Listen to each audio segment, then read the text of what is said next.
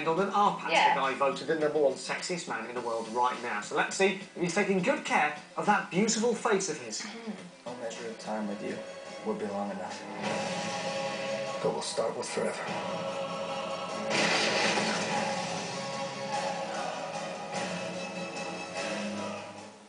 Rob, Pats, welcome to T4. How you doing? I'm good, yeah, how are you? I'm very well, thank you. And how excited are you for Twilight Saga Breaking Dawn Part 1? Very, very, very good. Try harder than that, Pats. Come on. I was just setting yourself up for that line. I know. In all seriousness, this story is a bit more grown up than the previous ones, a bit more adult. Is it a scary one? Can we call it the scary Twilight? Hopefully it's a bit scary. I mean, it was scary doing it. Yeah. Good. Yeah, no, it was fun. It's kind of, you know, I never really expected there to be a Twilight movie about demon babies and like chewing through people's placentas and stuff. Like, I mean, it was kind of fun. I watched that bit like this. Put me off having children forever. Now, of course, Jacob finally backs off a little bit in this one. He's so persistent. Yeah, and it's nice as well because it's like, you know, he shows his essential shallowness as soon as she gets pregnant. He's just like, ugh, I don't like that anymore. She's fat. That's basically what Jacob's story is. Thank you.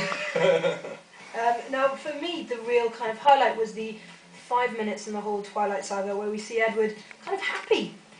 Yeah. How is it playing that? It's a whole new facet to his character that we've never seen before. I know, it was weird. That was one thing that me and Kristen were always saying, that like, they're a couple, but they've never had a conversation about anything. They're just sort of, there's constantly events happening all the time. And just for, I guess, about 15 minutes of the movie, they're just sort of hanging out. Yeah, it's amazing. It's weird. And even then, they had to do like a bunch of stuff to distract themselves. Like, let's go to a speedboat, let's go to a private island, blah, blah, blah. It was fun though. Let's play chess. Yeah. Do you want to go for a swim? Yeah, that sounds nice. I could use a few human minutes. Don't take too long, Mrs. Cullen.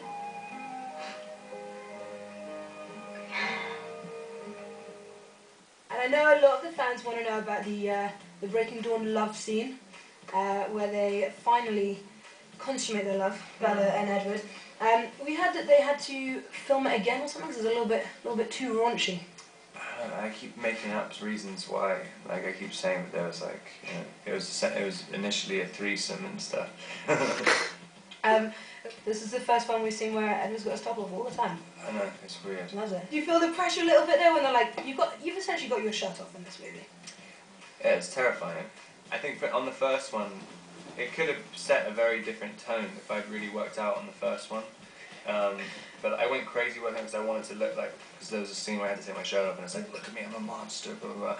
And so I kind of wanted to look like a monster. So I got really, really, really skinny and kind of, it looked a bit weird. And then Catherine Hardwicke saw it and she's like, no, you're supposed to look sexy. That's like, that's not it. And so as soon as she said that, I was like, well, that's ridiculous. Yeah. And so I basically managed to keep my shirt on the entire series up until now. I think that's why Taylor had to have his off so much. For the balance. Yeah. Take about the balance, exactly. But now this is your time. That's great news. Now we can't talk about Twilight without talking about your fans. So I've got a few things here that fans may or may not have done. I just want you to let me know whether these are true or false. A lady in the UK braved 22 hours in the tattoo artist's chair to have yours, Kristen's and Taylor's faces tattooed on her back. That's true, I think. That's true. Have you met her? I haven't met her, no. Well, you will be pleased to know that the next thing she's doing is getting your face on her stomach. I wonder what picture she's using. She's probably drawn it, I imagine. It's upside down. Yeah. Every morning when she wakes up. What about this? A girl in California had plastic surgery to make herself look more like Kristen so that you would maybe be attracted to her if you met. That can't be true.